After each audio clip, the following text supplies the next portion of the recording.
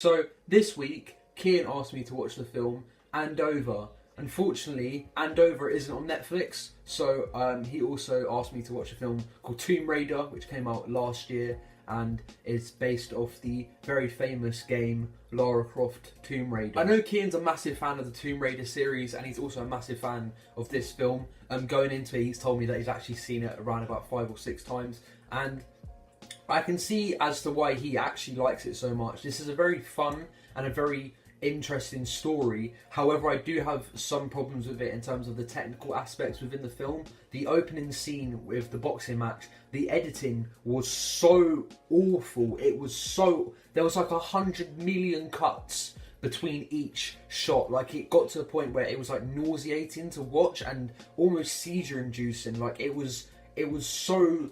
Like, I had to like pause it for a second, take a step back because of how like in your face the edit was, and it was very, very frustrating to see. However, the opening fight when she loses does carry on until the end of the film, in which she eventually, wins the fight, which I like that. I like that there's a lot of character development with Lara Croft. Speaking of Lara Croft, I think the actress that plays her is a very good actress, and I'm not gonna lie, I do think she's a lot better than Angelina Jolie. When I saw the Angelina Jolie film when I was like 5, even then I didn't think that film was that good. This film takes itself seriously, but it also doesn't. It's got that weird Indiana Jones vibe to it, where it's a very fun film, but it's also got quite a serious tone to it, which it's kind of interesting to see, and I do really enjoy the way that this film is presented. Now, the writing in this film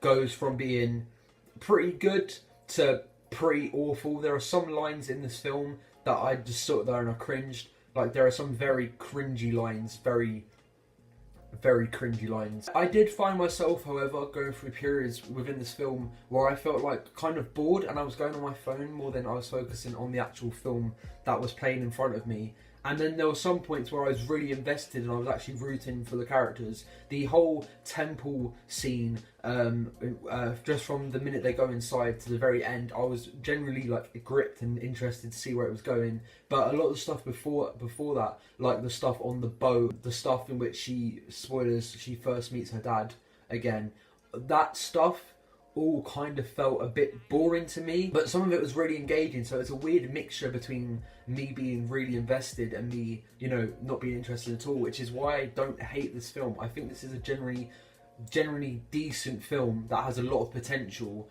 and I hope that within the sequel, because they've recently announced that they're doing a Tomb Raider 2, I hope within the sequel they expand on these characters and on these ideas, because it might just be a case of say something like Captain America, on which the first film is something that has to introduce you to these characters, and then once you're introduced into these characters, they can go into more interesting storylines, which by the ending of this film, the very, very highly sequel baiting, I think that this franchise could go far. I'm not gonna lie, I do feel very, very happy, and I'm excited to see where these films go. All of that being said, this is definitely the best video game film I have seen like ever. Bear in mind, the only 2 other video game films I've seen, or 3, is the Mortal Kombat film, the Super Mario Bros film, which is actually a guilty pleasure of mine, and then the recent Assassin's Creed film, which is awful. Oh, and I watched Warcraft, and that was terrible. But I think that Tomb Raider has a lot of potential and is a pretty decent film. So I'm going to give it a 3 out of 5. A 3 out of 5. More leaning towards a 2.5, but because we're rounding, we're going to do a 3 out of 5. That's the film that Kian made me watch. This week, Kian, I want you to watch a film called The Miseducation of Cameron Post. It's on Netflix, but I'm sure you'll find it, on your very special website. Not that one, the other one. If you're interested in seeing more videos by us over here at KDDC Cinemas, there will be a link to Kian's latest short film here, and then there will be a link to the previous episode of Kian and Dylan Watch here. I will see you in roughly about 2 weeks' time when I watch the next film, and I'm pretty sure Kian will see you next week. So, yeah, see you later. As always, remember, Dylan told you to watch Kung Fu Panda 3. Subscribe to KDDC right now.